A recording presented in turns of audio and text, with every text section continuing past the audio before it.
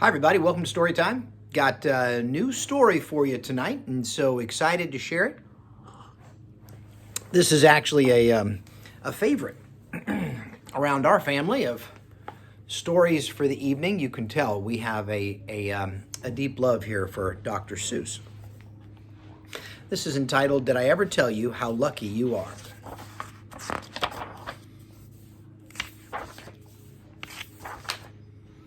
When I was quite young and quite small for my size, I met an old man in the desert of Dries.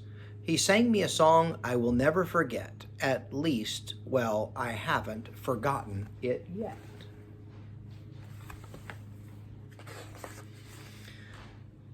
He sat in a terribly prickly place, and he sang with a sweet, sunny smile on his face.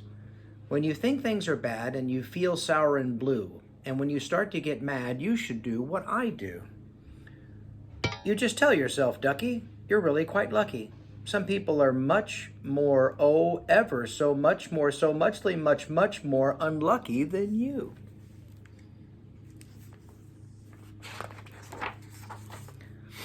Be glad you don't work at the Bungle Bung Bridge where they're building across Boober Bay at Bum Ridge. That's a troublesome world. All the people who are in it are troubled with troubles almost every minute. You ought to be thankful a whole heaping lot for the places and people. You're lucky you're not. Just suppose, for example, you lived in Gazat and got caught in the traffic on Zat Highway 8.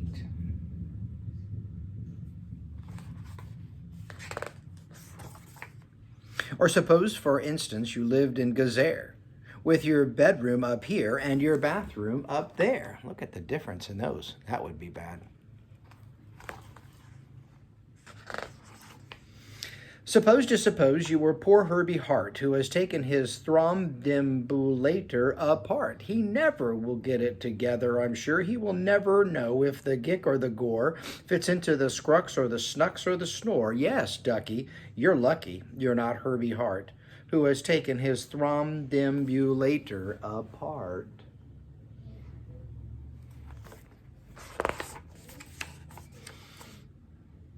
Think you work too hard? Think of poor Ali Sard.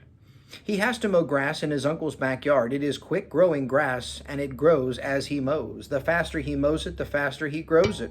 And all that his stingy old uncle will pay for his shoving that mower around in the hay is the piffluous pay of 2 dukels a day. But Ali can't live on such piffluous pay. Kind of looks like Tom Griffin.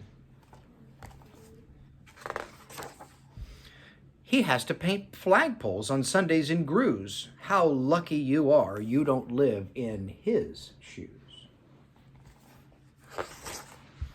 And poor Mr. Bix. Every morning at 6, Mr. Bix has to borfin his fix. He doesn't seem fair and it doesn't seem right, but his borfin just seems to go schlump every night. It schlumps in a heap, sadly needing repair. Bix figures it's due to the local night air. It takes him all day to unschlump him, and then the night air comes back and it schlumps once again. So don't you feel blue. Don't get down in the dumps. You're lucky you don't have a borfin that schlumps.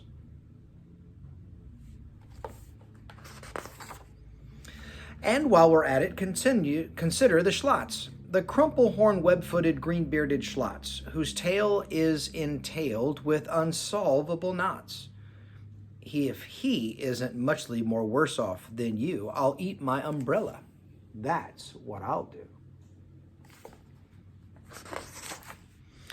And you're lucky indeed you don't ride on a camel.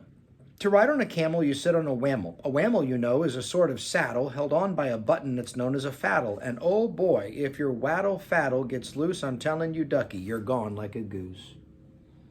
I don't think riding on a camel would be very much fun. And poor Mr. Potter, T crosser, I dotter. He has to cross T's and he has to dot I's in an I&T factory out in Van Nuys.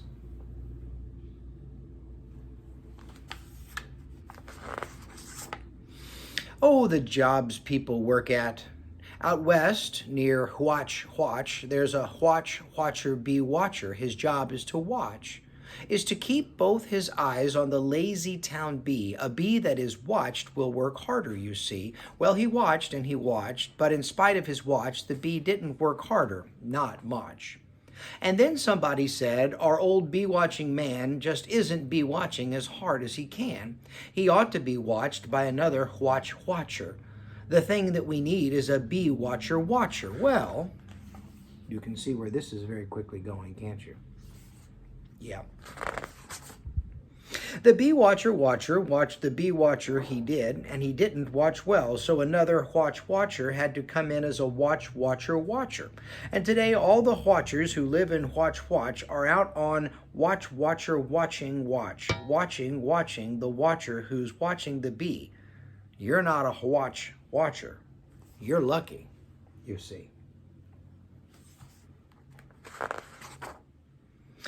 And how fortunate you're not Professor DeBreeze, who has spent 32 years, if you please, trying to teach Irish ducks how to read Givanese.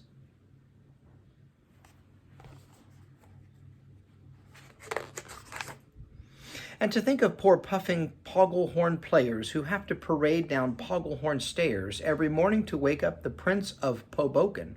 How awful their pogles get broken.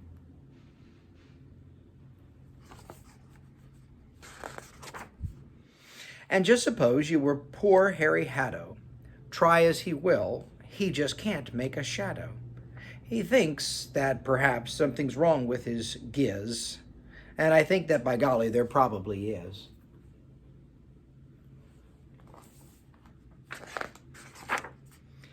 And the brothers Bazoo, the poor brothers Bazoo, suppose your hair grew like theirs happens to do.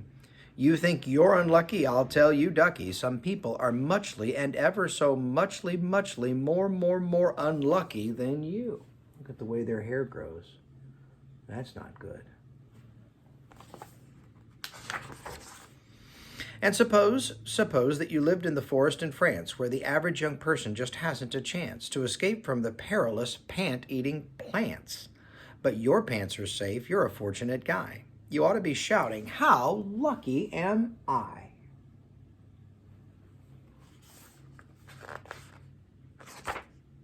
And speaking of plants, you should be greatly gladish that you're not Farmer Falkenberg's 17th radish. 17th radish. And you're so lucky you're not Gucky Gown, who lives by himself 90 miles out of town in the ruins of Ronk. Ronk is a rather run down.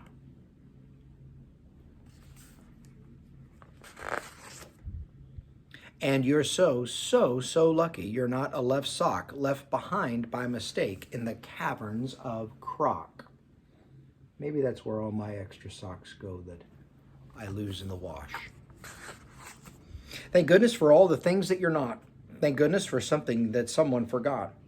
And left alone in some punkerish place, like a rusty 10-coat hanger hanging in space.